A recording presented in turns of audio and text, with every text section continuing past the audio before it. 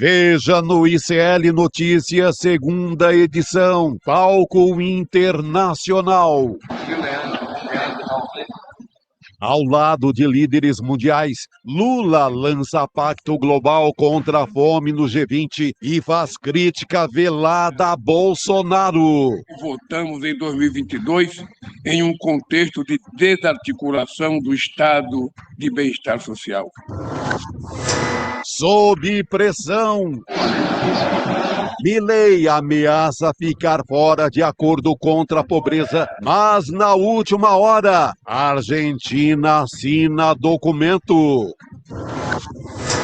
Benefícios bilionários. Em meio à pressão por corte de gastos, governo Lula divulga a lista das empresas campeãs de incentivos fiscais. É importante vocês fazerem essa reflexão, porque o esforço fiscal tem que ser de todos, inclusive de vocês. O ICL Notícias, o veículo mais confiável do Brasil, está no ar.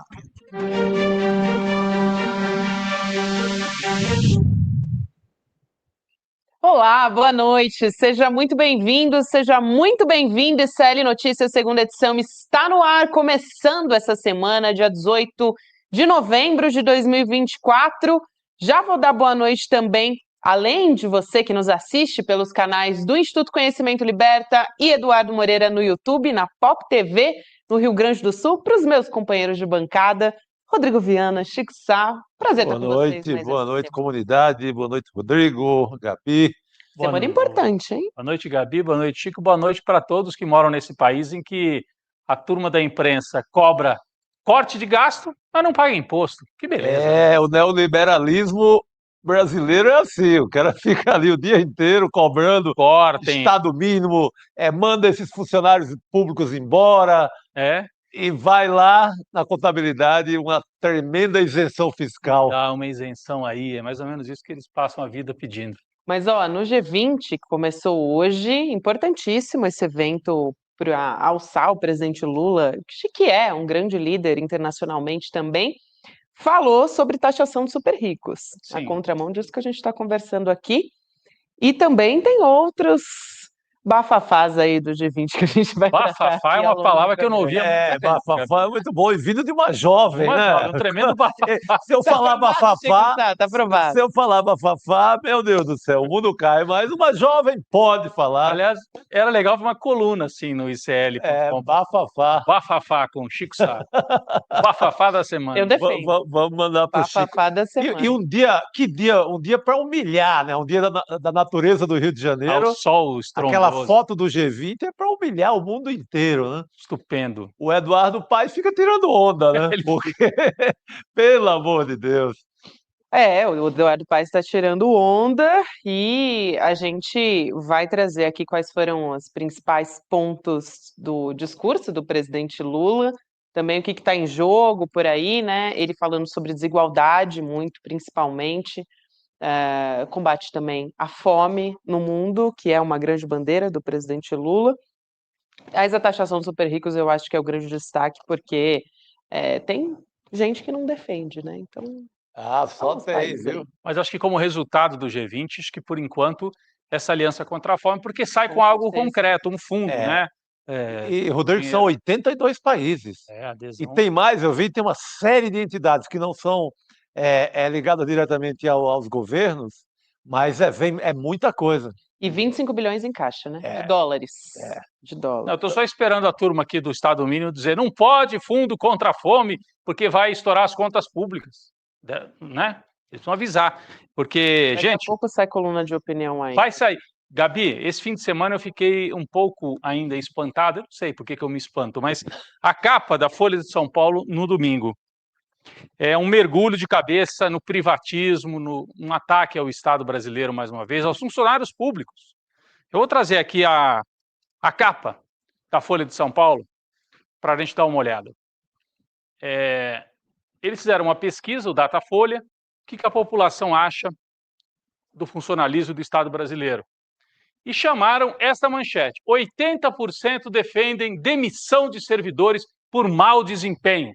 Aí você olha e fala, nossa, o povo está detestando, está arrebentando com o funcionalismo público, detesta, né? Porque essa foi malandramente, esse foi o dado que a Folha chamou para a capa, para colar com um editorial, atacando a estabilidade do funcionalismo público. Estabilidade no Brasil é uma anomalia global. Uma anomalia é o jornal Folha de São Paulo, eu diria. Isso é uma anomalia. Não global, anomalia local, municipal. Como dizia o saudoso Paulo Henrique Amorim, a Folha não passa de Resende, porque depois que passa ali Resende, para quem conhece a Dutra, já ninguém mais sabe o que é Folha de São Paulo. Mas então, é um jornal, né, que já foi importante e tal. Mas por que eu fiquei assim surpreso? Porque eu fui ler a pesquisa e aí descobri que os dados que a Folha destacava não é que eram enganosos, 80% defendem de fato a demissão por mau desempenho. Só que as pessoas analisam e dão notas boas para o funcionalismo público. É porque você pergunta assim, se o funcionário tem mau desempenho, você é a favor de afastar? Todo mundo vai dizer que sim. Alguém vai dizer que não? É uma pesquisa feita para isso. Mas daí eu pedi para separar aqui os números que a Folha escondeu, não trouxe para a manchete. Está aqui, ó. Avaliação dos serviços prestados à população. Desempenho geral. Você acha que é um serviço do funcionalismo público? É ótimo, bom, regular ou ruim, péssimo? Olha aqui, gente. Quase 40% ou 40% cravado, ótimo, bom. Depois, por volta de 40%, regular. E o número de ruim, péssimo, abaixo de 20%. Menos de 20% dos entrevistados disseram que o trabalho do funcionário público é ruim ou péssimo. Olha, entre escolas e creches, funcionários de escolas e creches, então professores, funcionários, etc., a avaliação é acima de 50% de ótimo bom. A pergunta, você avalia de que forma o trabalho dos funcionários de creches e escolas? Mais de 50% ótimo bom. Ruim, péssimo, quase nada. Baixinho aqui. Mas não é só isso. A área de saúde, que é um problema no Brasil, a gente sabe, saúde pública, apesar da grandiosidade do SUS, as pessoas ficam na fila, né? Ninguém gosta de ficar em fila. Ainda assim, quase 40% de ótimo bom, um pouquinho abaixo da média, um pouquinho acima do ruim, de ruim péssimo. Né? Mas o ruim péssimo é muito menor, o ruim péssimo é o vermelho, tá? É muito menor do que o ótimo bom. Qual é o resumo? Eu não vou ficar assim detalhando todos os números. O resumo é que a população aprova o trabalho do funcionário público. Isso poderia ser a manchete. A maioria dos brasileiros aprova o trabalho do funcionário público. Mas eles puxaram malandramente. 80% são a favor de demissão por mau desempenho. Se me perguntarem, eu também sou. Sim, né? qualquer um de nós. Um policial militar que dá tapa na cara das pessoas na rua tem que ser afastado. Mau desempenho, péssimo desempenho, criminoso desempenho. Eu vou dizer que sim. Tem um trechinho da matéria, lá pelo meio da matéria você vai descobrindo alguns fatos interessantes também. Vamos trazer aqui. Eu não vou ler tudo, não. Mas acontece algo óbvio. A taxa de aprovação ao desempenho dos funcionários é mais alta entre os menos instruídos, os menos escolarizados, os que moram no interior e aqueles que aprovam o governo Lula. Ou seja, quem mais precisa? Quem está lá, na Quem verdade. está lá? É. Quem é que desaprova funcionalismo público? Os mais instruídos, muita gente que nem usa o serviço. Né? Quem mora mais nos grandes centros e usa um pouco menos o serviço público. Esse é um outro dado que ficou escondido lá pelo meio, etc, etc. Né? Tomando as áreas específicas, a Folha diz assim, apenas o atendimento de escolas e creches são avaliados positivamente. 55% consideram ótimas boas. Gente, mas eu mostrei ali. 55% consideram ótimas boas. Mas nas outras categorias, o ótimo bom é sempre muito acima do ruim péssimo. Então é uma manipulação de uma pesquisa para fazer campanha de neoliberalismo ainda. A Folha está parada no neoliberalismo do Fernando Henrique e agora do Tarcísio, está em campanha ao lado do Tarcísio. Eles separaram até uma matéria aqui, falando, olha, essa história de estabilidade do funcionário público vem desde a era Vargas, como se fosse uma, sabe, é para dar aquela impressão, é coisa velha. Sabe o que vem desde a era Vargas também? O direito da mulher votar, a CLT, que mais? Salário mínimo. Salário mínimo, o BNDES, a Petrobras, tudo isso vem desde a era Vargas. E são coisas boas. Então, por que vem desde a era Vargas? Eles jogaram assim, sabe? Olha, é uma manipulação absurda, uma campanha, um ataque ao Estado, um ataque ao funcionalismo público também. Ah, porque começou em 1934 e a Carta de 88, né, a Constituição que está em vigor, manteve e até criou novas regras para a estabilidade. Ainda bem que tem estabilidade.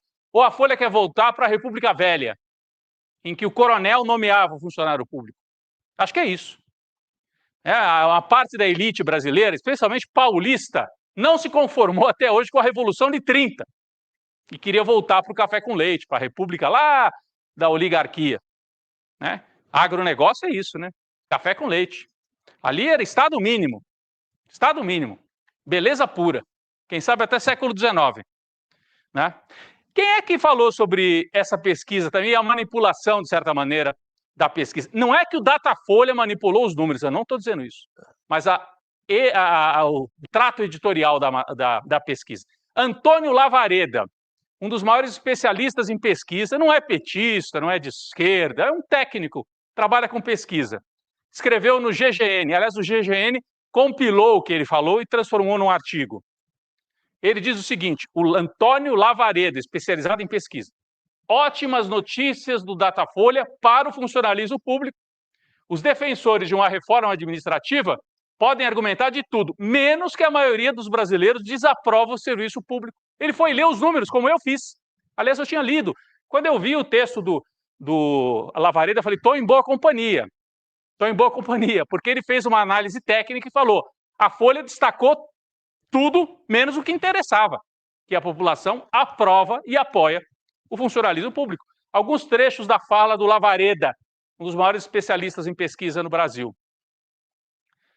Né? Ele traz aqui, apesar de reportados com preocupação explícita de alinhamento com o editorial de primeira página, os números obtidos pela competente equipe do Instituto Datafolha não deixam margem a dúvidas. A maioria da população aprova o desempenho geral dos funcionários públicos. 40% ótimo bom, aliás, 41%, 40% regular e só 18% de ruim péssimo. Então, onde é que está a desaprovação? Não tem. Porque se você pegar um pedaço do regular e somar com 41%, que vê como ótimo bom o trabalho do funcionalismo, tem aprovação, especialmente daqueles que mais precisam, diz o Lavareda. Vamos para uma próxima página aqui, dar uma passadinha rápida na fala dele. E eu queria... isso aqui ele desenvolve essa ideia dos números e tal. Quem tiver interesse está no GGN, que é o site mantido pelo Nassif, enfim, e está lá todo o resumo dessa matéria que eu estou falando. E o número 3, a próxima tela. Né? Quanto aos achados da pesquisa sobre atitudes e opiniões dos brasileiros, eles parecem predominantemente benignos para o funcionalismo. Entre os 71% que se dizem favoráveis à reforma administrativa, devem estar 56% que defendem a estabilidade dos servidores, para lhes garantir um bom trabalho. Esconderam isso também, que a maioria quer estabilidade, mas com a possibilidade de você, eventualmente, afastar. Isso já existe. Você abre processo administrativo e afasta um policial, um corrupto, um policial violento. Isso já está previsto. Agora, o que a Folha quer é acabar com a estabilidade. É ataque neoliberal. É impressionante. É impressionante. Bom, trouxe isso aqui porque no dia de hoje o presidente Lula, lá no discurso do G20, falou de um monte de coisa. A Gabi já trouxe um pouco aqui um resumo, né, Gabi? Falou da taxação dos super ricos, fundo contra a fome. Mas sabe o que o Lula falou também? Ele disse o seguinte, a globalização neoliberal fracassou no mundo. Frase do Lula. Que é voltando aqui à Folha, será que a gente pode botar aquele editorial de primeira página, a capa da Folha de São Paulo de ontem, que é assim, é o retrato da elite paulista e brasileira. Defenderam demissão de funcionário público, o fim da estabilidade. Eles ainda estão no neoliberalismo do Fernando Henrique Cardoso, do Collor, sabe? E aí o Lula vem e diz, a globalização neoliberal fracassou. Tem que avisar essa turma. Eles estão ainda com um programa totalmente vencido. E ao fazer dar esse destaque para esse programa, eles se apoiam também na extrema-direita. Eles dizem, não, nós somos liberais, moderados, mas eles empurram a extrema-direita, usam a extrema-direita para tentar colocar esse programa de pé. Bom, o Lula, além de dizer que a globalização neoliberal fracassou, se encontrou com um monte de chefes de Estado. Daqui a pouco nós vamos trazer mais detalhes sobre isso. Eu queria só aqui na abertura, Gabi, chamar a atenção para algumas imagens que eu achei muito curiosas lá de hoje, né? A diferença do encontro do Lula com o Macron. Olha a hora que o Macron chega para o encontro com o Lula. Efusivo, cenas de amor explícito, hein, Gabi? Lembram aquela vez que o Macron teve na Amazônia? Parecia assim um casal, né? Recém-casado e tal. É um book, né, de casamento. Olha lá, de novo. Vamos... Isso, olha lá, olha a imagem. Vai, Macron. Olha que efusivo, é um abraço, um carinho tremendo. E daqui a pouco vocês vão ver o contraste com a maneira como o Lula recebeu o Milei. Aí ele trocam afagos e tal. Não chegaram a ser tão explícitos quanto naquela vez lá na Amazônia. A nossa equipe separou, né, as cenas daquela outra visita do Macron. Isso aí foi cinema francês puro, né? Essa cena. Novela vague, cinema romântico francês. Olha lá, o pessoal dos Galãs até fez essa postagem, né? Call Me By Your Name, né? Que é um filme romântico. Não é francês, mas é um filme. Comédia romântica e tal. Olha lá, os dois encantados. Olha isso, Gabi, você separou essa imagem. Gabi... é sensacional, né? A mãozinha dada, o olhar no horizonte. O amor está no ar. É curioso, porque o Macron também é um liberal, assim, de esquerda ele não é. Mas também não é um Milei. A essa altura, qualquer coisa assim com um cara de Macron, o Lula já está falando, para mim já está bom. Tá bom demais. Tá bom demais. Pelo menos não é bolsonarista, não fica martelando lá, vendendo tudo de uma vez. Então essa é a maneira como ele recebe o Macron no Brasil. Agora vamos ver como é que o Lula recebeu o Milei hoje, voltando ao Rio de Janeiro. Então isso aqui foi o Macron, aí o Milei. Olha lá. Fechou a cara, de longe, nem encosta. Não chega muito perto, Milei. O corpo fala, vê, até o Milei até vai mais ali. O Milei vai e o Lula fala, não precisa chegar não, meu querido. O corpo ia fácil, né? Incontinência facial Exatamente, total. O Lula segura a coluna ali e vai... É muito divertido fazer essa comparação. Agora, recebeu, claro, o Milei, daqui a pouco nós vamos falar.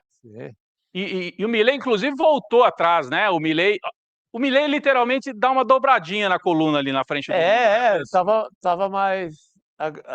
assim, agradável ao Lula do que o Lula a ele. Exatamente, porque o Milei ameaçou, Gabi, não aderir a esse Fundo Internacional de Combate à Fome.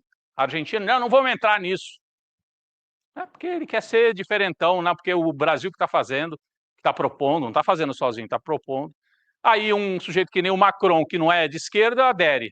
E o Milei, não vou aderir. A Argentina ia ficar sozinha nisso, ia ser vergonhoso. É um fundo contra a fome, gente. E o Milei ia ficar de fora. Na última hora se arrependeu e aderiu ao fundo. Daqui a pouco nós vamos falar mais sobre isso. Por enquanto foi só um aperitivo aqui com as imagens nesse dia de muitos chefes de Estado no Rio de Janeiro, de fotografia e de imagens maravilhosas. O Rio de Janeiro recebeu muito bem os chefes de Estado do G20 com aquele céu azul espetacular, aquele sol, e quem já foi ao Rio conhece bem. Então, nós vamos falar bastante sobre esse encontro do G20 hoje, mas antes tem chamada importante aqui do ICL, não é, Gabi? Tem mesmo, porque hoje... Semana passada a gente já tinha falado sobre isso, mas hoje chegou o dia da entrevista, no CP Entrevista, com Zé Dirceu, gente, logo depois do N2, então é só você continuar aqui com a gente até o final, permanecer no link, e o convidado de hoje é o José Dirceu, ex-deputado estadual, federal, aqui por São Paulo, né, também ex-ministro, chefe da Casa Civil durante o governo Lula, o primeiro governo Lula, e que traz análises até hoje, né, tem uma leitura muito impressionante, assim, da política brasileira e também do próprio Partido dos Trabalhadores, é uma figura histórica muito importante. É um pensador político que faz o PT virar governo. Isso. Ele é um dos responsáveis, né, o PT de entender disputava ali e nada... aí o Dirceu é um formulador político ali que ajuda o Lula a pensar uma maneira de governar. Sim. Vamos ficar só disputando? O Lula mesmo brincava com isso, que ele falava que o Maluf era competente. Compete e não ganha. E o PT era um pouco isso em nível federal, né? Tinha perdido 3 eleições, né? O Zé Dirceu é que faz o giro, né, que permite ao PT, de partido de contestação, virar um partido de poder, de governo, né? Que viável, vamos governar e vamos governar bem. aí o Lula ganha a primeira eleição, com carta aos brasileiros, com uma amaciada no discurso que era importantíssimo, senão não ganharia, vamos dizer a real, não ganharia, com um marqueteiro que soube vender uma esquerda que combateria a fome, que atacaria os problemas sociais, e foi aí que ganhou a primeira eleição. Então desculpa, Gabi, cada vez que a Gabi vai falar, a gente fala mais um pouquinho. Não, é que o Zé Dirceu é importante por essa história no passado e pela capacidade de análise no presente, como você que é muito importante nesse nosso contexto político. Aí a gente tem um trechinho dessa entrevista para quem quer acompanhar, ter um gostinho do que vai vir por aí agora, depois do Estadão Notícias segunda edição. Vamos acompanhar, então. A classe trabalhadora passou pela automação, robotização, pela pandemia, pelo home office, pelos aplicativos, pela precarização, pela reforma da Previdência trabalhista, sindical, que tirou as condições dos sindicatos sobreviverem, pelo golpe da Dilma, pela prisão do Lula ilegal. Tudo isso passou. Então também tem consequências. E eles têm o apoio do capital financeiro, do capital agrário, porque eles apoiaram o Bolsonaro, né? E vão tentar eleger alguém que não seja o Lula. E nós não temos maioria no parlamento. Então as condições que nós governamos, às vezes eu falo, é quase um governo impossível. Mas o Lula está realizando. Mas está no poder. Esses 2 anos, nós vamos dar um balanço esses 2 anos, certo? E o Brasil tem assim, caminhos, né? Lula tem condições de voltar em 2026 eleito? Tem condições. É uma decisão. Os seus contatos com ele, acha que ele vai encarar isso? Vai encarar.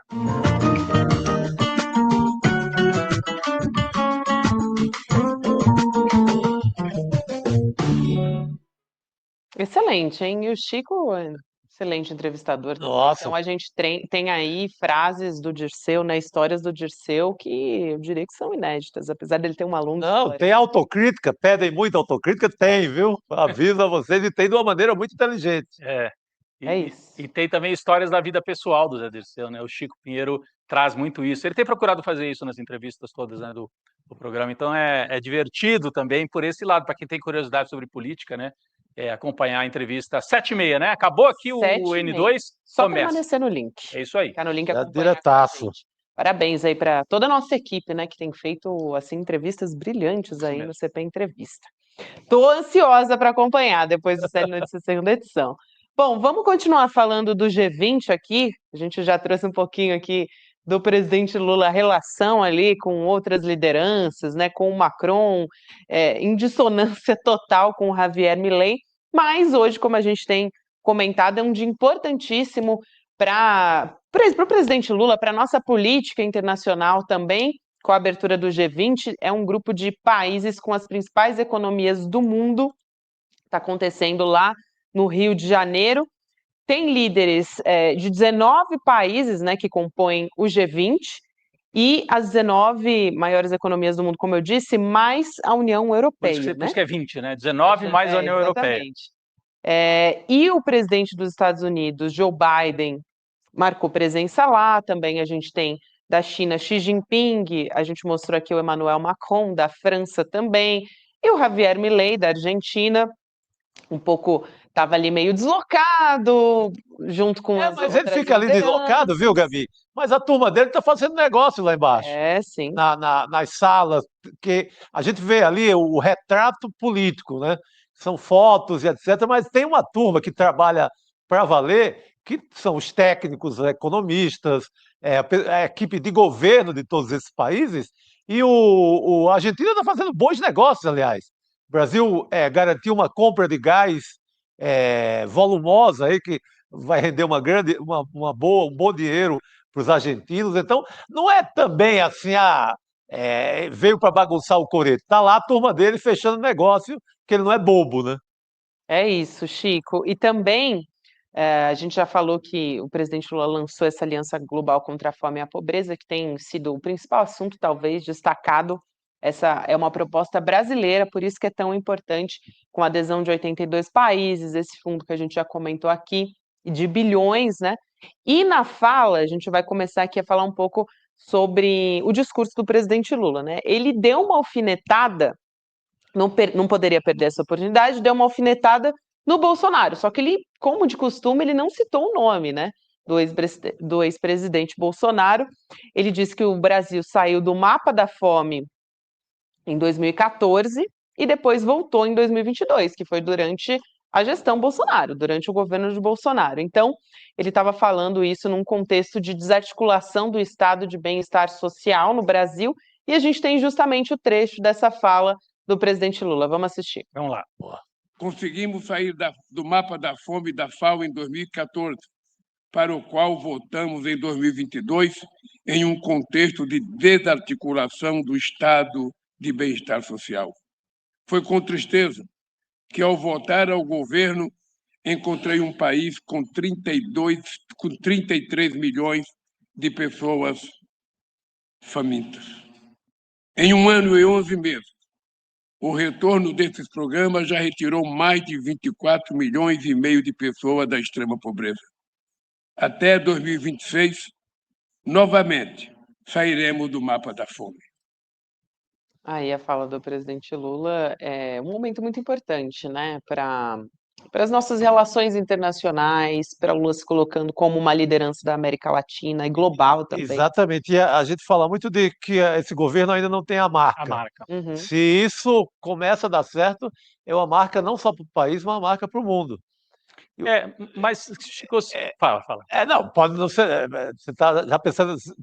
Não sei se você vendendo isso em 2026 vai trazer voto ou não, é outra coisa. Mas marca uma história, não só aqui. Eu acho que você consegue. Se esse fundo começa a resolver um pouco na África, aqui também, resolver a fome dos argentinos, que aliás esse fundo vai ajudar muito ao Milei, Sim. porque ele armou um modelo de economia que está levando à fome aos argentinos. A real é essa. Então, esse fundo vai ajudá-lo bastante também nesse sentido. Mas essa é uma marca assim é uma marca para a história, né? Uma Sim. marca para a história, para o estadista. Você fecha a sua biografia de uma forma como nenhum outro brasileiro conseguiu.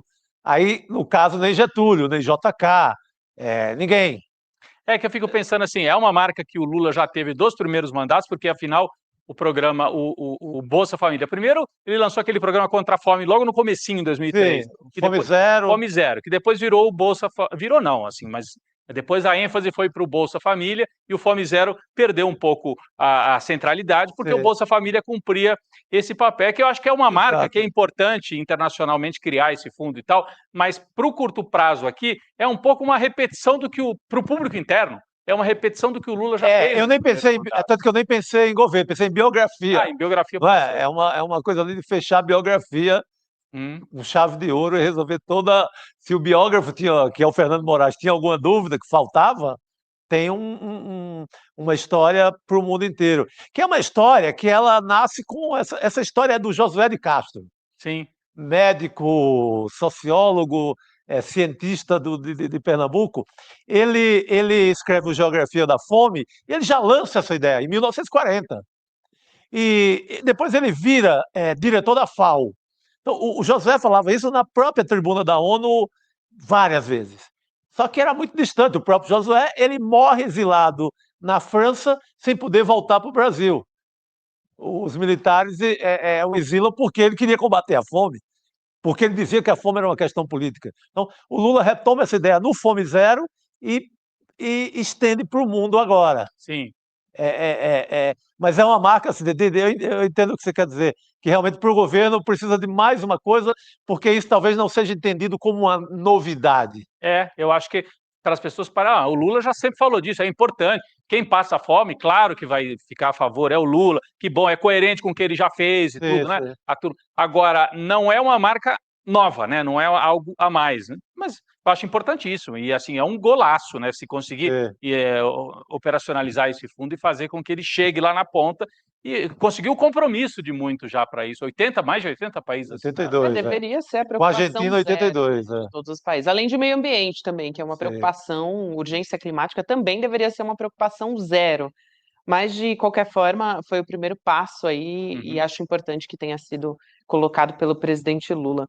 A gente trouxe aqui o desconforto, vamos dizer assim, né, o aperto firme ali do presidente Lula com o Javier Milei, com uma cara totalmente fechada, né, expressão assim, Foi um aperto com educação, aperto de mão com educação, mas sem risadinha. Não, assim, né? Foi engraçado, porque ficou de assim, ó. longe, Que eu te cumprimento assim, ó. ó, mas Lula com Milei. Foi firme, vai, a gente tá Com abacalhando. a Gabi eu não faço. A Gabi é Mas se não gostasse do Lula mesmo, se fosse uma questão mais de algum ódio e tal, não teria vindo. Mesmo sendo uma. Não é só do Lula o G20, mas poderia não ter vindo. Não estava aí, está fazendo negócio. Assinou atrasado, né, Chico? Assinou atrasado. Ficou feio, mas assinou. Olha lá, olha a inclinadinha que ele dá, ó. A inclinadinha do Milei. Ah, isso aí é bonito, hein? O Página 12 vai colocar isso amanhã, eu espero, na capa. O jornal argentino. Né? Essa distância. O Lula repetiu um pouco, né, guardado as proporções, o que o Putin faz. Quando o Putin não quer muito papo com quem vai visitar, ele põe naquela mesa que tem uns 50 metros. Uma mesa que é um hectare, né, de mesa. De mesa. Aí quando é a Dilma e tal, aí põe a Dilma bem do ladinho ali, pô, né? Mas assim, o que o Chico falou, o corpo fala também, né? O corpo fala e, bom, também essa postura do Milei do país, né, da Argentina, porque o Milei está representando a Argentina ali e assinou atrasado, vamos dizer assim, esse documento pela Aliança Global contra a Fome, e isso causou um constrangimento internacional. O Lula discursou, eram 81 países que tinham assinado até então, e aí a Argentina entrou depois, né, porque acho que realmente pegou muito mal. E o presidente Milei também foi um dos últimos a chegar ao G20, então chegou atrasado também, não é só isso. No discurso, ele fez uma defesa do neoliberalismo e foi pouco aplaudido. A Bela Megali do Globo foi quem fez essa constatação na coluna dela, né? Ele chegou a dizer que o neoliberalismo, abre aspas, o Milei, né? Sim, retirou milhões de pessoas da miséria. Onde que ele viu isso, Gabi? Olha, gente, não tem nenhum exemplo. Onde que retirou milhões de pessoas da miséria? Fonte, voz da minha cabeça. Voz da cabeça Talvez dele. Os cachorros dele. que conversem com ele. Agora, a Folha de São Paulo, nesse caso aqui, tem uma montagem muito interessante. Porque tem a fotografia do presidente Lula ao lado de vários líderes mundiais, e o único em que ele tá de cara fechada é o lado do Javier Milei, gente. Tá muito boa então, essa montagem. Olha ali, Gabi. Absolute cinema. Olha lá, cinema, é isso aí, ó. O Lula com o Boric, o Lula com o presidente sul-africano, o presidente francês, com o Biden, aí pula o Milei. Com todos eles, o Lula tá rindo ou segurando a mãozinha, assim, ó, com o Boric, do Macron, com a Meloni, que é a líder italiana, de direita. Sim. Mas foi um encontro, parecia agradável, os dois sorriam o tempo inteiro, e foi por aí. Aí com o primeiro-ministro britânico, o primeiro-ministro da Índia, agora com o Milei, que é a foto do centro, o Lula com aquela cara assim, hoje eu não tô legal, Milei, pra você eu não tô legal. Ele tá bem assim, desconforto, não é só que ele tá sério na foto, né, ele tá com uma expressão assim, de desconforto mesmo. E é isso, eu acho que também é uma estratégia política de demonstrar corporalmente, como falou aqui o Chico Sá, que ele está ali tirando foto ao lado de um líder parceiro, né, que é a Argentina, mas que ele não concorda, que ele não coaduna, enfim. Está ali demonstrando da maneira que é possível ali, né, num evento como esse, que é mundialmente tão importante para o Brasil também. Agora, gente, a gente continua aqui falando a respeito do G20, mas vamos chamar alguém aqui para a nossa conversa? Acho que ele já está a posto. Segundo a nossa produção aqui, vai me dar o ok, mas o Nassif vem conversar com a gente. É isso. Boa noite, Nassif. Tudo bom, pessoal? Prazer estar de volta aqui. Boa noite, Nassif. Prazer te receber nessa segunda-feira, hein, Nassif? Justamente porque hoje a gente teve a Argentina aderindo de última hora esse pacto global, né, contra a fome, Milei chegando atrasado no G20, aperto de mão, cara feia, cara fechada, tem muita coisa aí para observar, hein? Tem. E consagra definitivamente o Lula como o estadista aí do combate à miséria, né? O Lula tem vários problemas aqui internamente, falta de um projeto, o que o Rodrigo colocou muito bem, falta de um rumo novo aí, mas ele está consagrado como o grande estadista da paz aí. E foi uma belíssima lembrança aí do Josué de Castro. Josué de Castro foi... o Brasil teve um processo de desenvolvimento que vem com o início da industrialização, no começo dos anos 50, tem um êxodo rural do Nordeste por conta de uma seca braba Aí e entra o governo Jango com um grupo de humanistas aí de primeiro time, entre os quais o Josué de Castro, de primeiro time. E ali seria a grande consolidação da classe média brasileira, com, digamos, as mudanças previstas na parte de educação, com Paulo Freire e outros lá, na parte de combate à miséria, tudo. Daí veio o golpe e matou. E essas pessoas foram fundamentais no trabalho que o Banco Mundial exerceu até os anos 70, aí, aquela que foi considerada as 3 décadas gloriosas aí de crescimento da humanidade. Né? Foi uma belíssima lembrança aí. Ô, Nassif, tem uns trechos aqui de resistência da delegação argentina nas primeiras versões da declaração final do G20, né? Quais são essas partes? E aí a gente destacou, a nossa equipe destacou aqui alguns trechos, mas onde se fala de igualdade de gênero, de taxação dos super ricos e também de desinformação. A Folha separou alguns trechos também, que a gente traz aqui, com a Argentina apresentando reservas. Quais são esses trechos? Então, vou dar uma lida aqui. O nosso comprometimento total com igualdade de gênero e empoderamento de todas as mulheres e meninas. A Argentina apresentou reservas.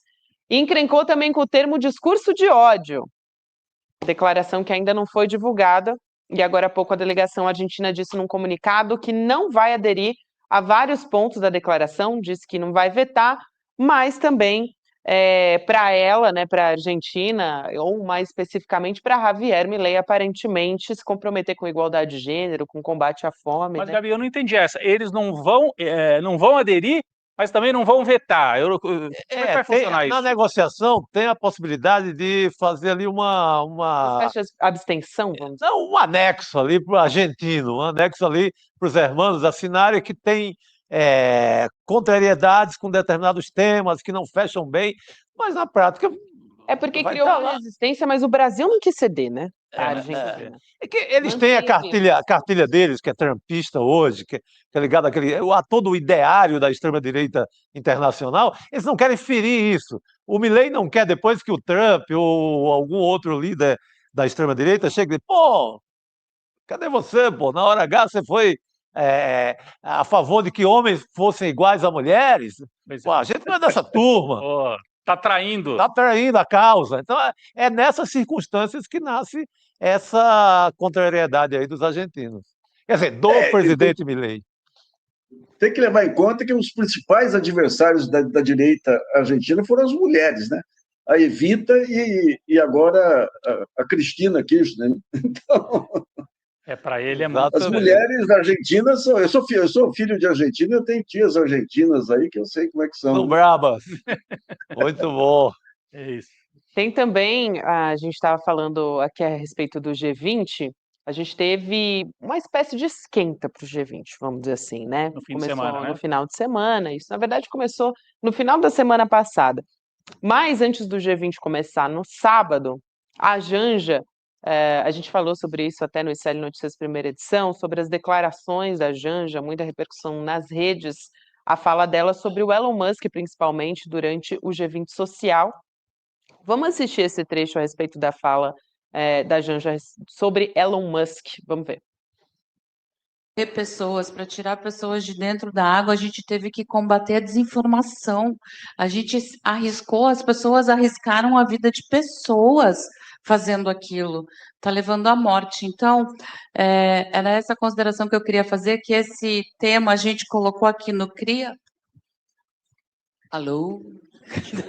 Uma buzina de navio. Elon Musk. Eu não tenho medo de você, inclusive. Boa! Fuck you, Elon Musk.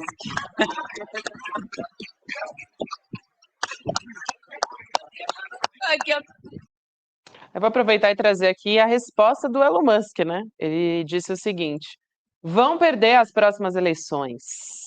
Ou seja, já usou isso politicamente também, como era de se esperar que Elon Musk faria. Ele quis dizer assim, eu vou atuar nas próximas eleições. Ele já faz isso, então não é novidade nenhuma.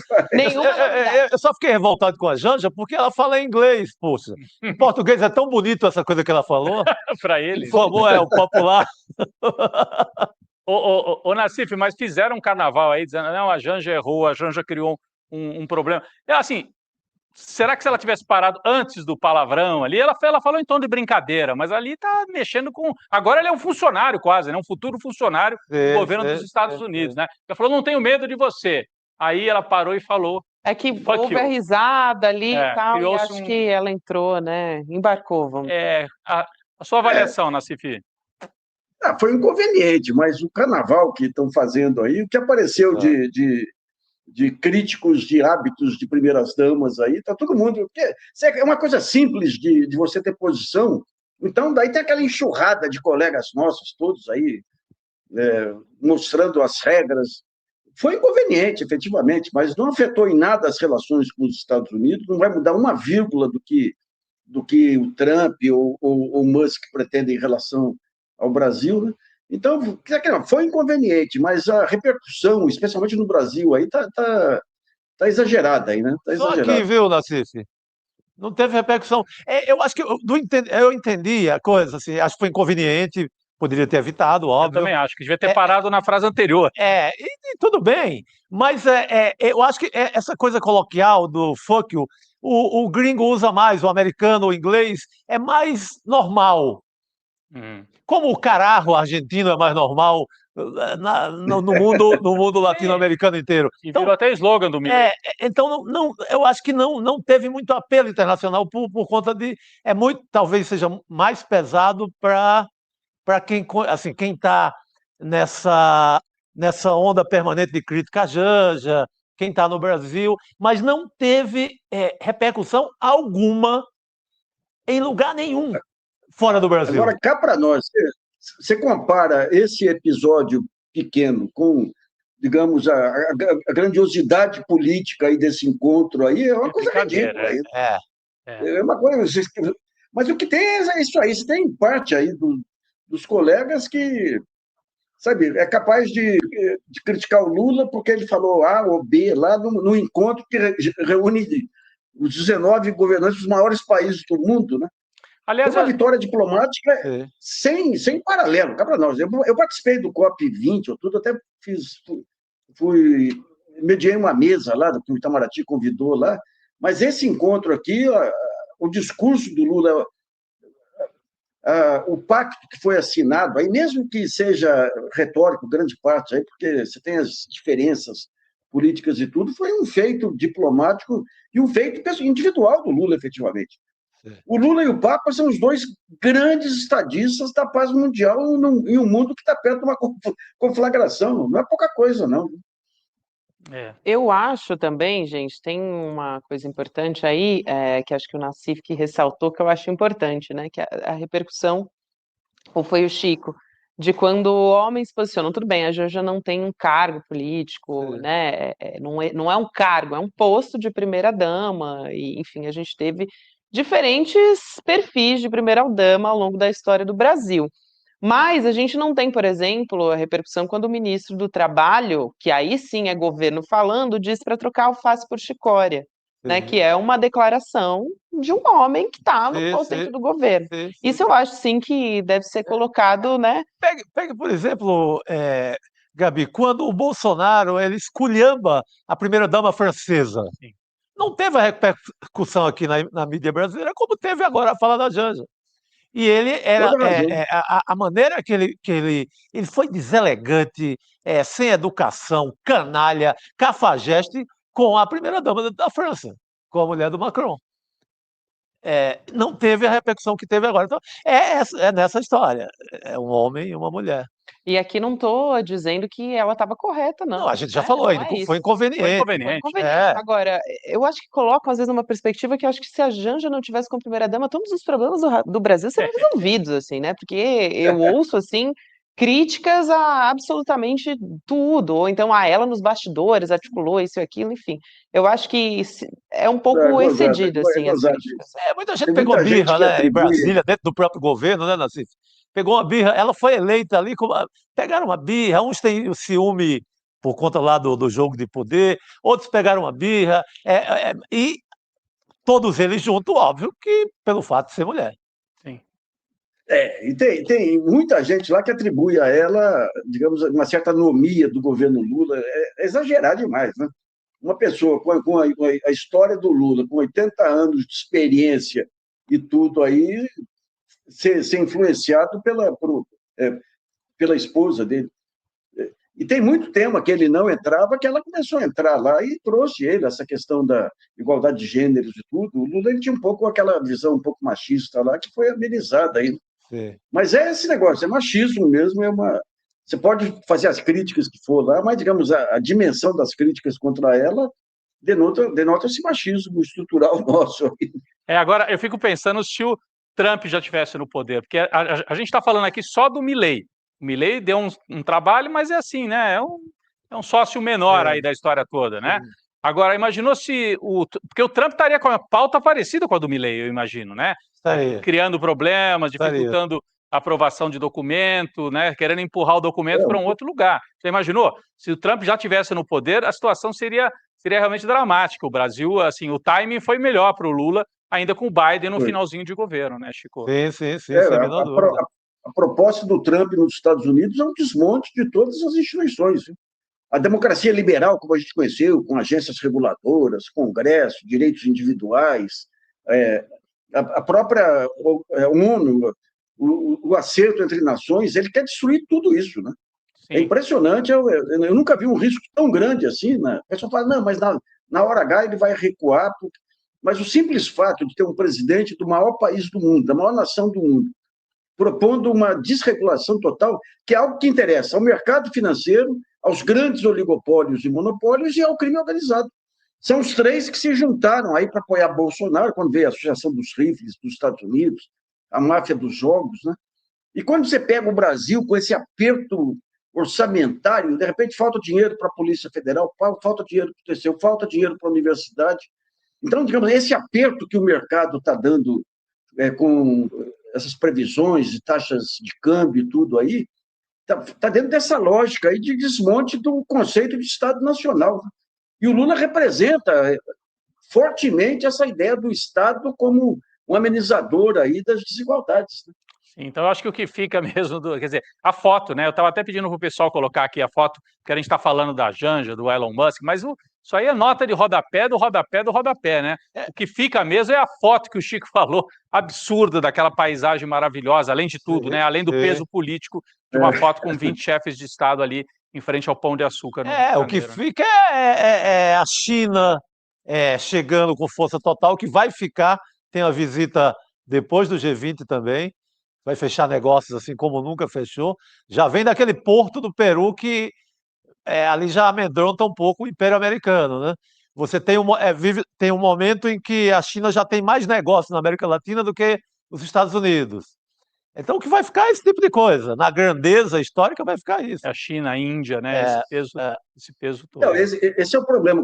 Quando você pega o país que tem mais parceiros comerciais, é a China. Quando você pega o país que tem mais parceiros bélicos, é os Estados Unidos. Então, você tem dois estilos aí, e um país que investe na diplomacia do canhão está em decadência. Né? Esse que é o medo que dá aí. Né? É isso. Posso trazer aqui uma outra pauta que eu acho importante para a gente discutir, né? Porque o Ministério da Fazenda publicou uma lista de empresas, gente, que recebem benefícios fiscais do governo federal. Olha que importante isso, porque é uma divulgação que é inédita aqui no Brasil e está acontecendo em meio à pressão, né, que o governo Lula está sofrendo para reduzir os gastos públicos, principalmente em programas tipo Bolsa Família, o BPC, né, o Benefício de Prestação Continuada também. Esta lista que a gente vai mostrar aqui está sendo acompanhada do valor que cada empresa recebeu de incentivo de janeiro até agosto desse ano. Então, só o agronegócio, para a gente ter uma ideia, fica com 18,7% desse valor. E aí a gente vai ver aqui a lista completa, a gente já está mostrando aqui na tela das empresas, 10 empresas, tá, que mais receberam benefício fiscal. Então, a gente está vendo aqui a BRF, que é uma empresa de alimentos em primeiro lugar, depois a Seara, a Aurora Alimentos também. Aí vem Globo Comunicações, que é uma empresa de comunicação. As 3 primeiras, estou falando aqui de empresas de alimentos, né? Depois, a Companhia do Metropolitano de São Paulo, quer dizer, nosso metrô, né? Estatal de transporte é o nosso metrô aqui de São Paulo em quinto lugar. Depois vem a Accenture, que é uma empresa de tecnologia.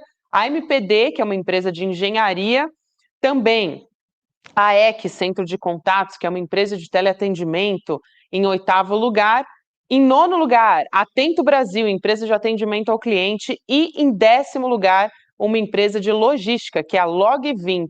Olha só, também chama atenção para o número, né? Para a quantia ali. Em primeiro lugar, né? Se puder voltar para a página anterior. 480 €. Olha só. Essa grana é só janeiro, agosto, né? Janeiro, agosto. Então, mas o importante é pegar a lógica original da isenção. O que era? Era permitir para aquelas empresas brasileiras que estivessem ameaçadas pela importação, devido àquela crise, ter condições de competitividade. Você pega as 10 empresas aí, nenhuma está ameaçada pela competição. Você pega o agronegócio, se for pegar por grupos, você pega adubos e fertilizantes, tiveram um benefício aí de 14 bilhões. Pega defensivos agropecuários, benefício de 11 bilhões. Então é terrível isso aí, porque fugiu totalmente da lógica de defender aqueles setores mais vulneráveis à competição externa. Na época, eu critiquei muito isso aí na época lá, e o Guido Mantega, um dia eu contei a história, eu tenho 50 anos de jornalismo econômico, a única vez que eu fui vetado, proibido de ser atendido pela Fazenda e pelo Banco Central foi nesse período do Guido Mantega, aí por conta dessa loucura. Porque a economia estava em queda. Por quê? Porque era uma queda internacional. Não estava ligado a medidas específicas da Dilma. A Dilma entrou em pânico. Então, todo mês, o Guido chegava, presenteava mais setores, fazia uma projeção otimista, que não se realizava, e no mês seguinte, de novo, a mesma coisa. Então, digamos, o espírito original da isenção foi para o vinagre, né? Foi para o vinagre. Ô, Nassif, só para lembrar... agora é o pessoal que quer cortar BCP, é o pessoal que quer cortar BCP, que quer cortar Previdência. Exato, a turma mesmo. Não, eu ia só relembrar, para quem não é tão habituado com o debate econômico, né? Quer dizer, essa lista divulgada pelo Haddad traz uma série de benefícios fiscais, o principal deles é não pagar imposto sobre folha de pagamento. Né? E aí você tem 17 ou 19 setores, 17, eu nunca lembro, 17, né? Alimentos, comunicação, etc. A gente viu aí fortemente o setor de teleatendimento, porque emprega muita gente, são aqueles call centers gigantescos. Paga mal pra cacete. Paga pouco. Esse pessoal que trabalha em telemarketing é humilhado. Esse é trabalho quase escravo. E vê com dinheiro com isenção fiscal. E aí tem isenção fiscal para folha de pagamento. Quando tentaram não, o Haddad tentou trazer de volta, acabou a festa, vamos pagar de novo sobre folha de pagamento. Virou uma gritaria. Por que virou gritaria? Porque os principais setores que receberam esse benefício é de comunicação. São as empresas de comunicação. Não é só a Globo, não. Aliás, a gente tem a lista. Vamos colocar a lista só da área de comunicação, das principais empresas de comunicação? Olha aí a festa.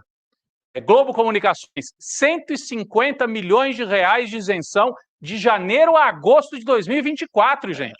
São quase 10 anos dessa festa. E a Globo, veja bem, não pode não, porque nós geramos emprego e tal, e tem que cortar o benefício para o aposentado que ganha um salário mínimo. Exatamente. Em segundo lugar, o UOL, Chico, depois, o UOL, o Grupo Folha, o UOL, está dividido em várias partes ali. O número 2 é a empresa Compass UOL, que é de inteligência artificial, 30 milhões de isenção. Você descer um pouquinho, o quinto lugar, Universo Online, que é o UOL, 17. Desce mais um pouquinho, o 8º lugar é a empresa Folha da Manhã S.A., 9, quase 10 milhões de isenção. Se somar tudo, bateu em 57 milhões, o Grupo Folha na mão do Luiz Frias. Então é Globo, somando tudo, a Folha e o UOL são o segundo. E depois tem Estadão, SBT, Rodrigo, Record, é impressionante, Nassif. E tudo isso de janeiro a agosto. Só. Se for pegar aí os 10 anos aí, você vai ver o que foi. E o que significa isso aí? Quando você pega a Globo, 150 milhões aqui de desoneração da folha de pagamento. É a aposentadoria dos funcionários da Globo que está sendo pago pelos demais aposentados. Depois fala em déficit da Previdência, vamos tirar de quem? Vamos reduzir o salário mínimo, vamos tirar do pequeno. Essa lógica é terrível, terrível, terrível. E aí paga bônus para funcionário aposentado, altos diretores da Globo, quando saem ou quando se aposentam, continuam ganhando para o resto da vida. em alguns casos, né, nos altíssimos cargos, né? Sim, sim. Mas é uma forma de financiar um setor privado, é a velha tese do capitalismo, né? Você socializa os prejuízos e privatiza os lucros. Né? E se pensar que é essa gente que mais grita, né, contra o BCP, contra o benefício social de quem não tem onde cair morto, vamos falar a real. Foi muito importante, viu, o Haddad fazer essa divulgação. Ô, Nassif, quando você viu aquela entrevista do Haddad, ele estava com sangue nos olhos, né, naquela entrevista ali, a gente até passou um trechinho aqui. O jeitinho educado ali, de moço bem educado de São Paulo, mas toma. Vamos aproveitar e trazer o trecho do Haddad, importante, está na mão. Ele falou sobre a divulgação dessa lista de benefícios fiscais, deu um recado também para a grande mídia. Então, a gente tem esse trecho da fala do ministro da Fazenda, Fernando Haddad. Vamos ver. Hoje nós divulgamos os dados de subsídios até para conter, né, as iniciativas que visam aumentar os subsídios para determinados setores. Vocês estão acompanhando o Congresso, sabe que há iniciativas nesse sentido, e hoje nós demos a público pela primeira vez na história os incentivos fiscais dados a cada empresa individualmente e aos setores, né, de uma forma agregada. É importante vocês fazerem essa reflexão, porque o esforço fiscal tem que ser de todos, inclusive de vocês. Vocês têm que parar de defender interesses particulares e passar a defender interesses gerais de toda a sociedade. Tá, então a fala do ministro Haddad. O que você achou, Nassif? Ele cansou de apoiar a tem esse jeito ele tem esse jeito diplomático dele aí, mas a lógica de polemista lá é terrível, viu? É certeira, viu? E você acha que ele fez bem? Quer dizer, ele pegou uma entrevista coletiva com os repórteres ali, que às vezes não tem nada a ver com isso, mas aproveitou para mandar, né? Mas quando ele estava dizendo assim, você estava falando ali dos veículos. Não está humilhando repórter nenhum, está falando... Né, porque o repórter está cumprindo ali com o seu caderninho, anotando e tal, vai redigir, mas pelo menos vai redigir uma história importante. Essa história é muito importante, porque a gente sempre fica... ameaça, fala que essas empresas são beneficiadas, ninguém mostra. Tem que mostrar. Sabe, que é manchete atrás de manchete, nós somos os mais neoliberais do mundo, vocês ficam aí com as suas mamatas públicas. Gente, é uma mamata gigantesca. Tremenda hipocrisia, né? Não, e cá para nós, e tudo isso aí, eles levam, é o discurso do bem geral. Se fizer isso aqui, vai melhorar para a economia, vai melhorar para todos. Nunca acontece isso, gente. Isso aí é uma... Aliás, o Prêmio Nobel de Economia, aí, os 3 Prêmios Nobel, eles pegam esse argumento da concentração de renda e falam tudo o que acontece, eles falam, não, isso aí vai ser bom porque a economia vai desenvolver e todos vão ganhar. Daí a economia desenvolve e só ganham os que estão no andar de cima, como se diz aí. Então, essa lógica você pega os editoriais da Folha, Estadão e Globo, parece que é o mesmo editorialista que faz, é terrível. É terrível, como se os esbanjadores fossem os mais pobres. O BCP, gente, e vem com esse negócio da racionalidade, tudo bem, você tem que racionalizar, você pode melhorar e tudo, mas o que eles querem são valores, independentemente de como vai se chegar. Quer cortar o velhinho lá que vai morrer de fome? Que corte, porque isso aí vai melhorar para todos. Essa história de melhorar para todos é uma retórica malandra. Falando nesses cortes, né? O Ricardo Capelli, que é presidente da Agência Brasileira de Desenvolvimento Industrial, ele fez uma sugestão de que o governo corte os 50 bilhões de reais, tirando 10% do valor gasto com as empresas. A gente tem aqui a fala dele na rede social. Vamos ver o que ele escreveu exatamente? 546 bilhões, a gente vai colocar aqui na tela, tá? 546 bilhões em benefícios fiscais para os mais ricos. O mercado, e aí ele usa mercado entre aspas, pede um corte de 50 bi. Tá fácil. É menos de 10% dos benefícios que os mais ricos recebem. É muito importante essa observação. Dá para cortar fácil, ou melhor, tenho certeza que comprometidos com o equilíbrio fiscal, eles mesmos irão se apresentar. Ou seja, vai doer no bolso, é isso que ele está falando, né? Aqui, essa é a mensagem do Agora, Ricardo Capelli. O Capelli, ele está usando, ele tem um cargo relevante aí, que é na Agência Brasileira de Desenvolvimento Industrial, ele contribuiria em muito para o país e para o governo se apresentasse planos ligados à área dele também. Ele montou um palanque aí que fala coisas relevantes, tudo aí. vai se candidatar, mas ele tem que se voltar para a área dele, que é uma área muito importante de articulação dos diversos setores da indústria. Isso aí daria uma baita contribuição ao desenvolvimento, à melhoria de imagem do governo Lula. Então, mas tem razão, a lógica dele é irretorquível, como se diz. Né? É isso aí. Muito bem. Muito bem. Nassif, bom te receber aqui em plena segunda-feira, viu? Pode voltar mais vezes de segunda também. Valeu, obrigado, Nassif. Obrigada por hoje. Obrigado, meu caro. Abração, Boa noite. Valeu, um abraço. É porque, para quem não sabe, o Nassif geralmente está com a gente às sextas-feiras, né? Isso. Encerramento da semana. Foi bem legal tê-lo aqui nesse primeiro dia da semana, com tantos assuntos também de fundo econômico, né, para analisar. Sem dúvida, e a gente ainda vai ter ao longo dessa semana, porque o Haddad está em reunião ainda hoje. Aliás, gente, desde que ele tem sido pressionado pela Faria Lima, o Haddad só está em reunião, Não né, sai de para reunião. apresentar o pacote de corte de gastos. Não, diz que Então, assim que acabar o G20, Isso. sai o pacote, né? tá E- dependendo do Ministério da Defesa também, né, Que Rodrigo? foi outra coisa importante que fizeram, né? Esse comunicado. Olha, quem está segurando aí é a defesa. Porque ele botou no Marinha, pacote. Exército e Aeronáutica. Ele colocou, incluiu. Começaram a sair aquelas matérias mal-estar nas Forças Armadas. Saíram umas duas. O que eu chamo de jornalismo É em golfe. porque, para variar, né, para variar só, a Exatamente. defesa, enfim, né, os militares querem ser poupados nos cortes. Esse corte. Vamos cortar o velhinho que ganha um Isso. salário mínimo, mas o general que deixou a pensão para a filha, que não casou e tal, não, isso aí. O general que já está com Viagra, leite moça, mais bacalhau, vinho bom, porque lembra o pacote do Bolsonaro? Lembro. Então, tá com todas, pene, aquela prótese peniana, com todo aquele pacote que o Bolsonaro levou, aprovou para os militares, os caras não querem cortar nada, né? É isso mesmo. Pessoal, enquanto a gente falava aqui, né, assim, então o corte vai ser apresentado assim que acabar a cúpula do G20. Até piscou aqui a imagem, que eu achei que faltou colocar essa imagem aqui no telão, né? A imagem que fica, olha aí, olha sim. que espetacular, porque o Chico citou isso aqui na abertura do programa, a gente não tinha mostrado. Então são chefes de Estado, inclusive alguns já em fim de mandato, aí o Olaf Scholz ali ao fundo, aquele calvo ali atrás, que o governo dele está se desfazendo no começo do ano que vem. E o próprio o Biden não apareceu nessa foto, Não, o Biden né? não chegou a tempo. Ele passou antes na Amazônia, né? Ficou meio perdidão ali no mato, mas chegou atrasado. E por Chegou isso que atrasado, não tá saiu na foto, Biden. Já é fim de mandato mesmo, né? Mas está ali primeiro-ministro indiano, primeiro-ministro da Turquia, África do Sul, China. É o peso, assim... quem manda mesmo. Quem manda no parada, planeta. né? É quem manda no planeta, aos pés ali do Pão de Açúcar. É uma imagem belíssima.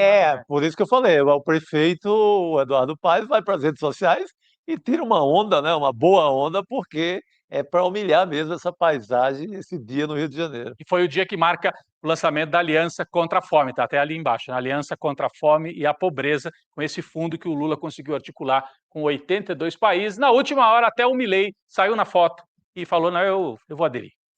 Muito bem, então, assim, só para a gente fechar, achei importante a gente trazer, né, esse fechamento aqui do nosso assunto sobre o G20. Não necessariamente fechamento, né? A gente vai trazendo informações. Porque continua ao longo do amanhã e programa, quarta, né? Continua amanhã, inclusive, acredito que seja o último dia, né? A gente começou o pré-G20 na quinta-feira e agora a gente está acompanhando a abertura de fato no dia de hoje.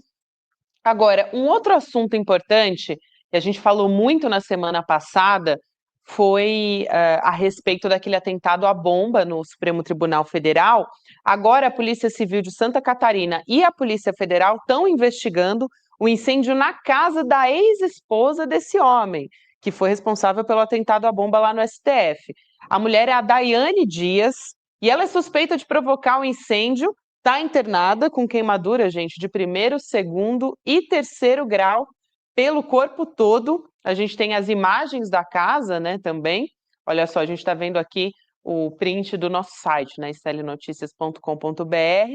E as testemunhas já falaram com a polícia, a gente teve informação sobre isso, contaram para a polícia que viram a Daiane jogando gasolina pela casa e no corpo dela também. Então, ela foi internada agora na cidade de Rio do Sul, né, mas foi transferida para Lages, lá em Santa Catarina. O estado de saúde dela não foi informado, mas a gente tem a informação sobre as queimaduras. A gente, na semana passada, trouxe um vídeo do que a Daiane Dias disse para os policiais federais quando ela foi abordada depois do atentado do ex-esposo, né, do ex-marido dela, na semana passada. Vamos ver o que ela disse, vamos lembrar.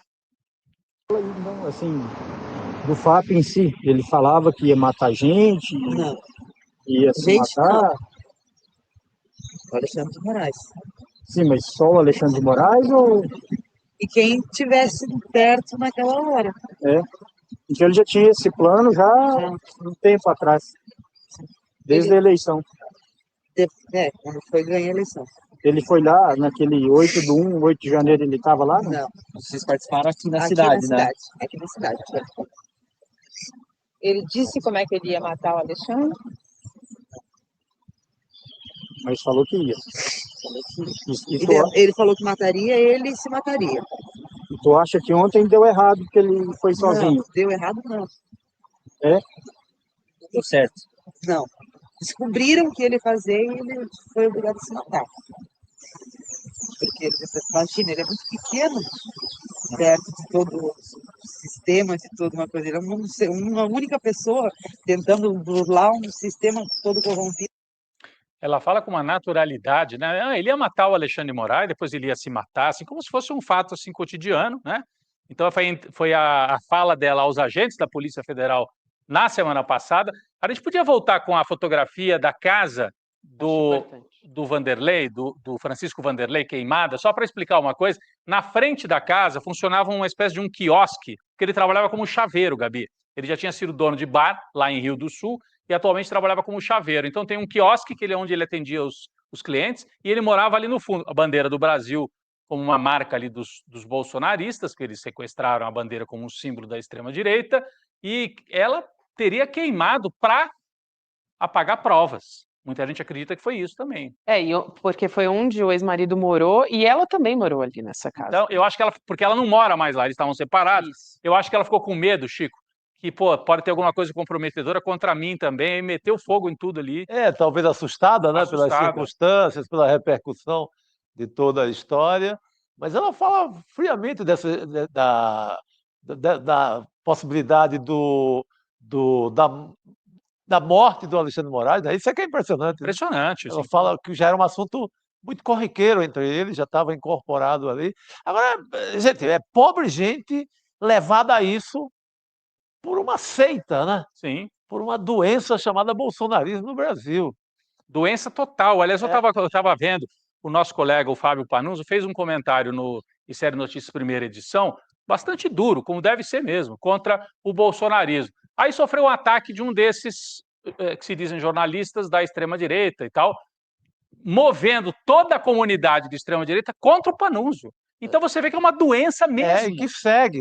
Eles agem que nem uma manada, não é nem de gado, eu não sei o que é isso mais. Assim, gado é até elogio para eles. Né? É um negócio, e são agressivos, repetem, violência, ameaça. Então é uma seita de gente perigosíssima. Perigosíssimo. Isso, crime. Essa é a palavra que a gente tem que usar. E para falar sobre esse assunto, vamos trazer o nosso Cacai, advogado criminalista. O homem chegou. Muita gente semana passada, né?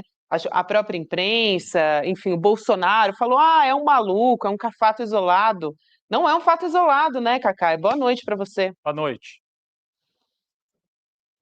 Olá, desculpa que hoje eu estou aqui no WhatsApp, porque aqui em casa parece que eu moro na roça. A internet cai 2 vezes por dia. É um problema. Já briguei com a Vivo, mas não adianta nada. Olá, Gabi, Rodrigo, meu querido Chico Sá. Adorei a sua explicação aí dos militares. Adorei, viu, Chico? Olha, Gabi, eu estou tentando colocar em discussão agora uma questão com um prisma um pouco diferente. Veja bem, no primeiro momento, todo mundo veio dizer, não, mas é um lobo solitário, isso não tem nada a ver com isso. Tem realidade agora, uma preocupação.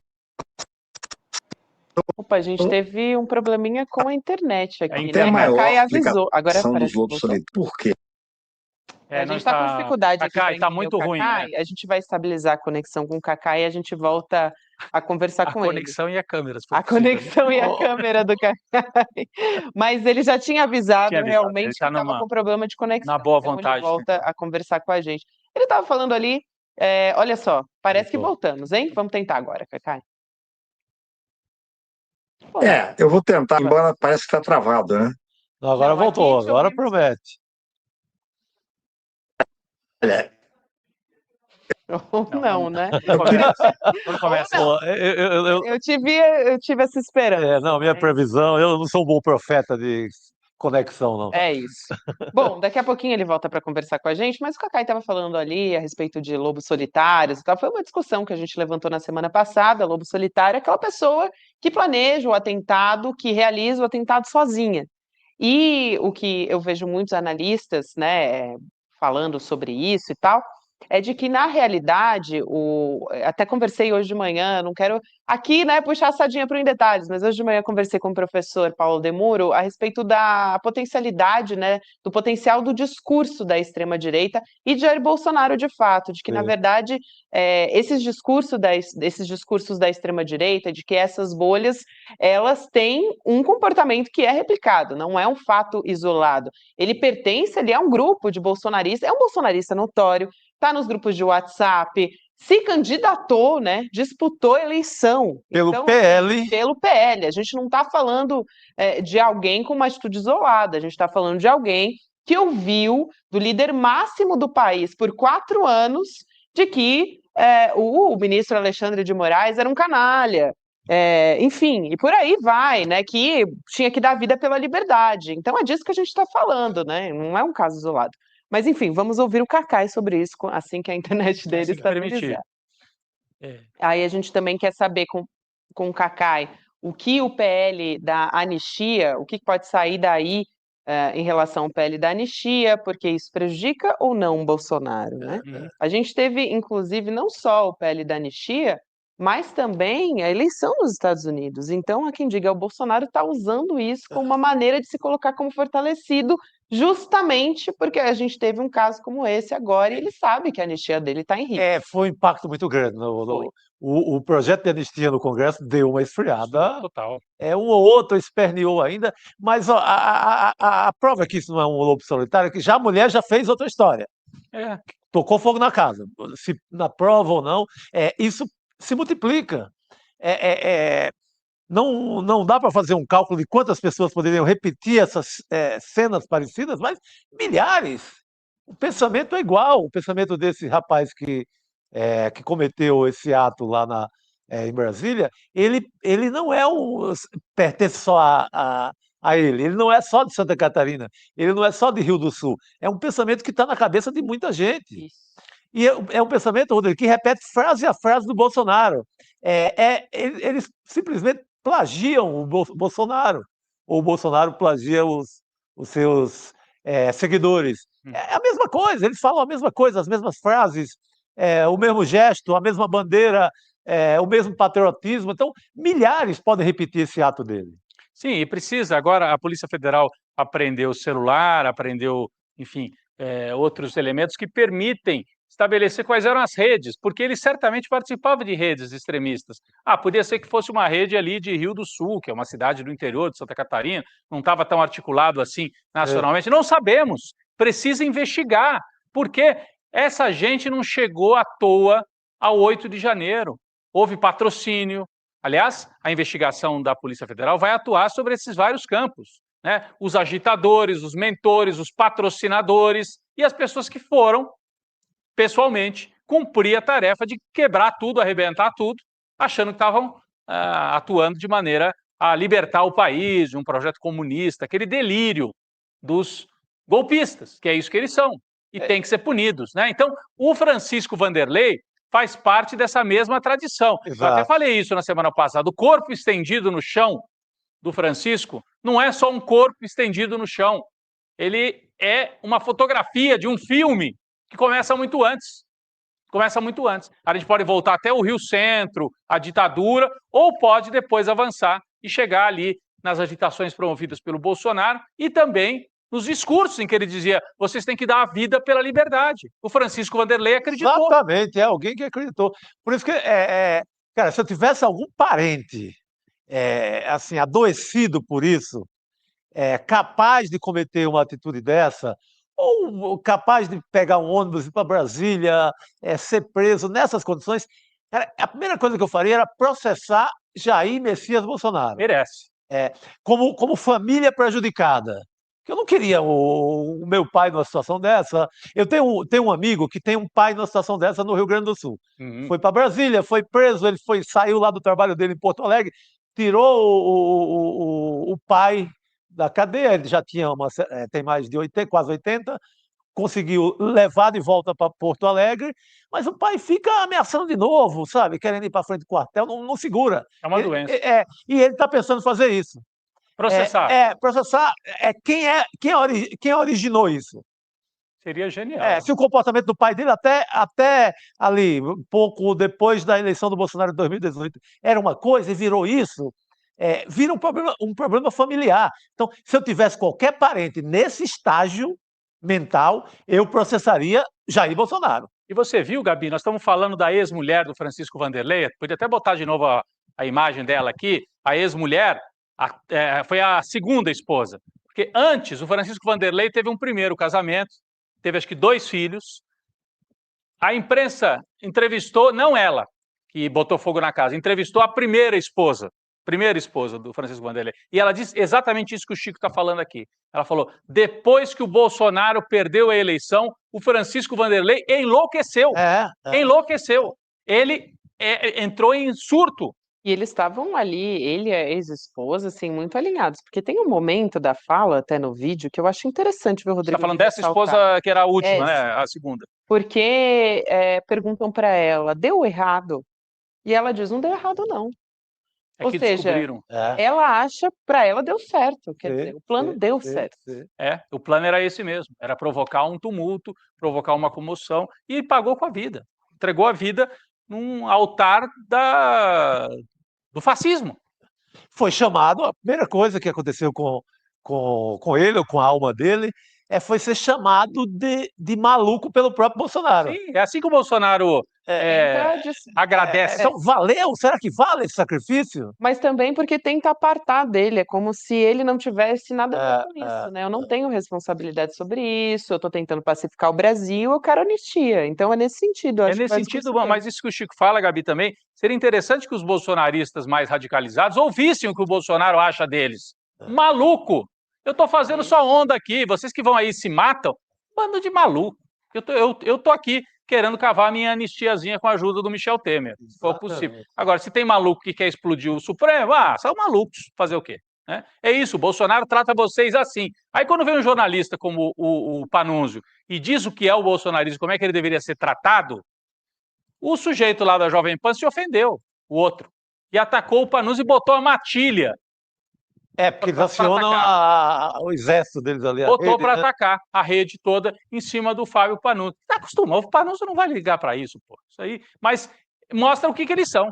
É um bando, uma seita, uma mistura de seita com um bando. E que tem que ser punido. E o chefe tem que ser julgado e, do meu ponto de vista, condenado à prisão. É isso. Sim. Para trazer mais informações nessa esteira das informações sobre golpismo que a gente está trazendo aqui, quem vai prestar um novo depoimento para a Polícia Federal amanhã é o ex-ajudante de ordens do Bolsonaro, Mauro Cid. Amanhã, então, ele vai falar com a PF, foi chamado de novo porque os investigadores conseguiram recuperar mensagens que foram apagadas do celular dele. Então, olha só, o advogado do Mauro Cid, que é o César Bittencourt, está descartando qualquer preocupação com uma eventual reavaliação do acordo de delação premiada, mas o depoimento está marcado para amanhã, fato às 14h, ou seja, amanhã até às 6h, no começo do ICL Notícias, segunda edição, a gente deve ter informações sobre o que aconteceu ali, né? O Mauro Cid vai ter que dar explicações sobre mensagens no celular dele. Essa é uma novela que não acaba nunca, né? O Lênio Streck, renomado advogado, que era nosso colaborador aqui no ICL, ele chama essa delação de As Mil e Uma Noites, que é lembrando o conto árabe clássico, que é uma mulher fica contando uma história para segurar a narrativa e segurar a atenção dos ouvintes ali durante 1001 noites. Sim. E é o que o Cid está fazendo. E para evitar ser executada, por fim, né? Exatamente, para evitar ser morta. É. Então, ela está segurando.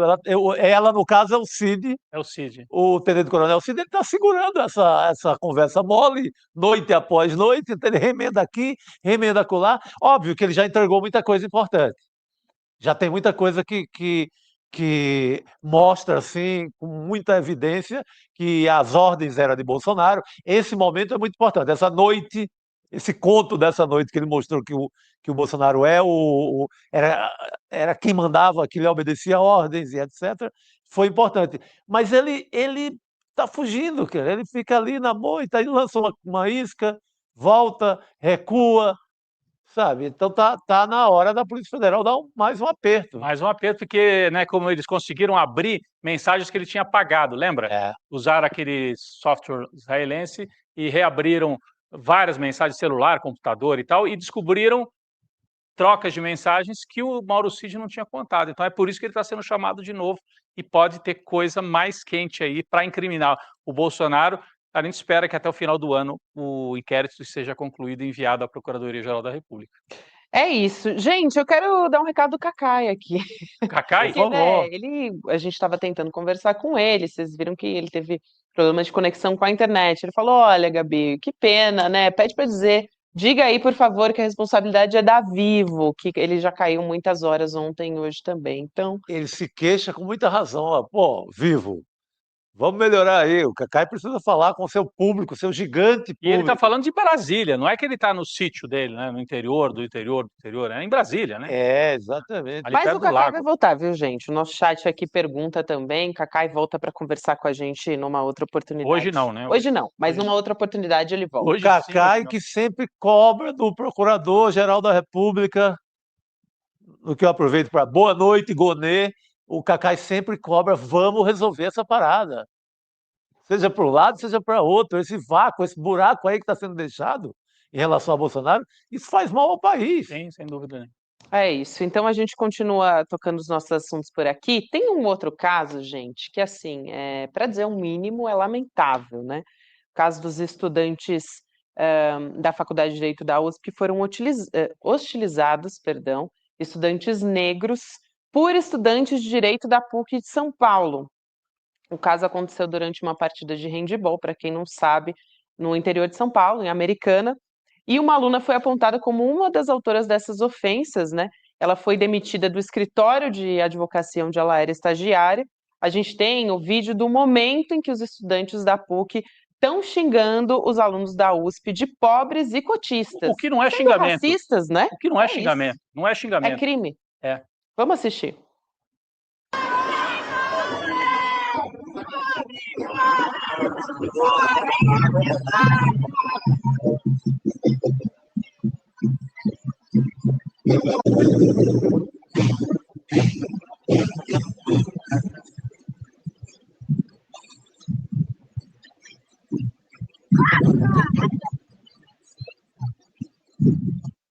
E teve essa aluna que foi demitida lá do escritório de advocacia e também foram identificados outros 4 estudantes que praticaram esses atos racistas que você conferiu agora aí no vídeo.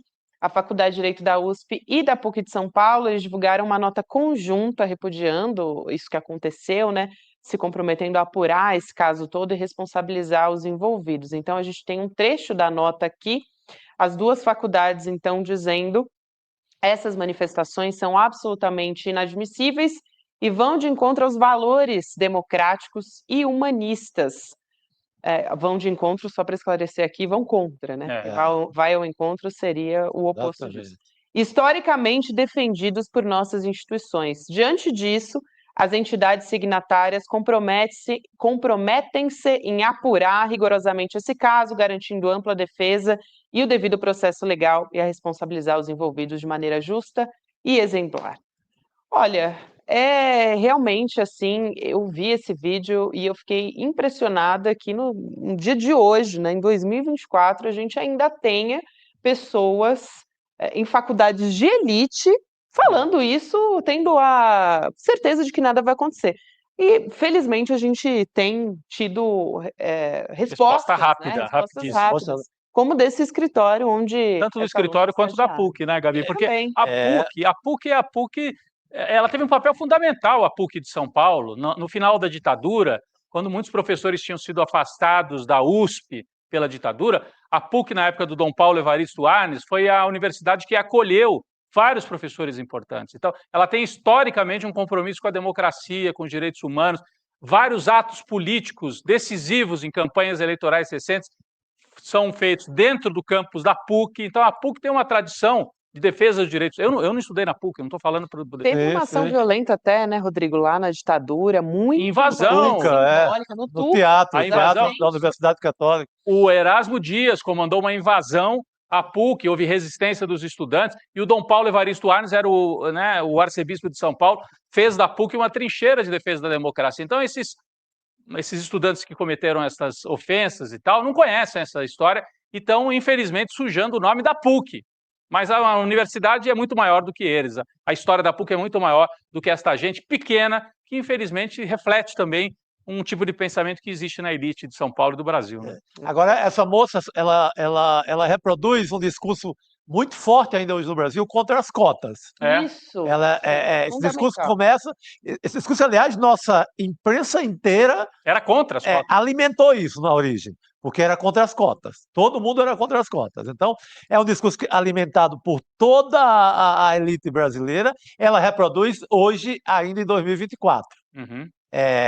E é uma moça que estuda direito, deveria estar informada sobre a história toda, sobre a possibilidade que ela vai responder um processo que vai ficar muito mal para ela, já perdeu o estágio, então... Lamentável. Lamentável.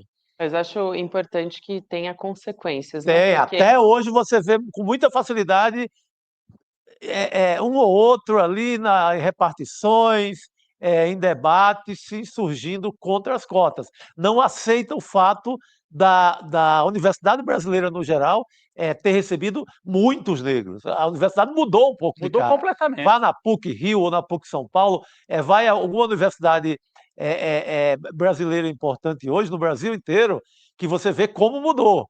Não é mais só aquela branquitude generalizada que você via na universidade até os anos 80, até 90. Até os anos 90. Então, essa mudança, muita gente não aceita até hoje. Uhum. E isso está refletido nessa imagem que nós acabamos de ver. Estava vendo aqui no G1 também, só para atualizar essa informação, que outros escritórios também já demitiram esses identificados Os outros ali. aí que cometeram os atos racistas. Então, resposta rápida aí, vindo contra esses alunos, né? Para que a gente tenha a resposta ao racismo, que é crime. É isso. Não, e que eles mudem de mentalidade. Agora foram castigados, né, de alguma forma, que mudem a mentalidade, estudem mais. Vamos mudar um pouquinho de assunto, gente, para pelo menos terminar com uma boa notícia aqui. A gente vai estrear novidade aqui, chegando no ICL, a nossa pós-graduação ICL, em parceria com a FESP-SP, a primeira escola de Sociologia e Política do Brasil. Importantíssimo, a gente se prepara para esse curso que vai ter a cara do ICL, que vai ter professor de primeira linha, ajudando você a transformar a maneira como você enxerga os problemas do país. Então, a gente ainda não vai revelar, né, qual vai ser o curso, mas a gente já sabe que tem um passo importantíssimo em relação à revolução na educação que o ICL está sempre se propondo a fazer. Então, vamos ver o recadinho do Eduardo Pereira a respeito disso? Vamos lá. O ICL vai lançar uma pós-graduação com os melhores professores e professoras do país, por um valor quase que simbólico e cheio de vantagens para quem já é membro do ICL. Fato ou fake? Pois é, difícil de acreditar, mas é fato. E é mais do que isso ainda. É em parceria com a FESP, uma das maiores escolas do país, onde estudaram Darcy Ribeiro, Sérgio Buarque de Holanda, Florestan Fernandes. É isso mesmo, pós, reconhecida pelo MEC. É o próximo passo da revolução do ICL. Para você participar do lançamento, sabendo quais são essas pós, quais são os professores e professoras e as condições para você se inscrever e já no começo do ano que vem começar a cursar essa pós-graduação, dia 28 de novembro, uma quinta-feira às 8 horas da noite, a gente vai estar junto para saber dessas novidades. Participe do novo passo da revolução. rapidinho só, Gabi, o interessante desse curso, dessa parceria, a FESP é muito tradicional, é uma escola de sociologia e política. Florestan Fernandes, só digo isso. Florestan Fernandes estudou lá, se formou lá, então tem muita tradição. E aí você junta a tradição, né, da FESP com a inovação do ICL, um junto com o outro. Excelente. Vai dar um caminho muito interessante. Muito bom. Então, dia 28 de novembro, quinta-feira, a partir das 8 horas da noite, o Eduardo Moreira e o Gessé Souza vão estar ao vivo aqui para te contar todos os detalhes sobre a pós, disciplinas, o formato do curso, enfim, tudo isso. Acho que eu vou fazer esse negócio. Hein? Não, queremos todos. Quero dar mais uma aula de mais uma estudada, não, mas é uma área, eu não vou dizer o tema da história toda, mas é uma área que me interessa muito. Legal. Vem ao vivo com a gente, então, garante sua vaga em icln2.com.br para saber as condições para fazer essa matrícula, né, para participar junto com a gente. A partir de agora, você acompanha o CP Entrevista com o José Dirceu, então é só permanecer aqui no link para acompanhar essa entrevista a partir de agora, que também eu estou ansiosa, vou terminar o programa aqui, já vou correr para acompanhar. É isso. Boa noite para todo Pinheiro com mundo. José Dirceu. Rodrigo Maravilha. Viana, Chico Sá, amanhã estaremos de volta. Amanhã tem mais. Até amanhã. Valeu, pessoal. O mundo está um caos, à beira do abismo, e poucas pessoas sabem explicar o porquê dele estar um caos. O ICL tem uma grande novidade para vocês. No dia 28 de novembro, uma quinta-feira, às 8 horas da noite, a gente vai lançar o próximo passo da nossa revolução, a pós-graduação reconhecida pelo MEC do ICL. Uma parceria com a FESP, uma das maiores escolas do país, onde estudaram Florestan Fernandes, Darcy Ribeiro, Sérgio Buarque de Holanda e tantos outros nomes. Para você saber quais cursos serão oferecidos, as condições e os professores que irão ensinar as matérias, o encontro é no dia 28 de novembro. Mas já pode comemorar, porque é um passo que todo mundo estava esperando que fosse dado pelo ICL. Vambora!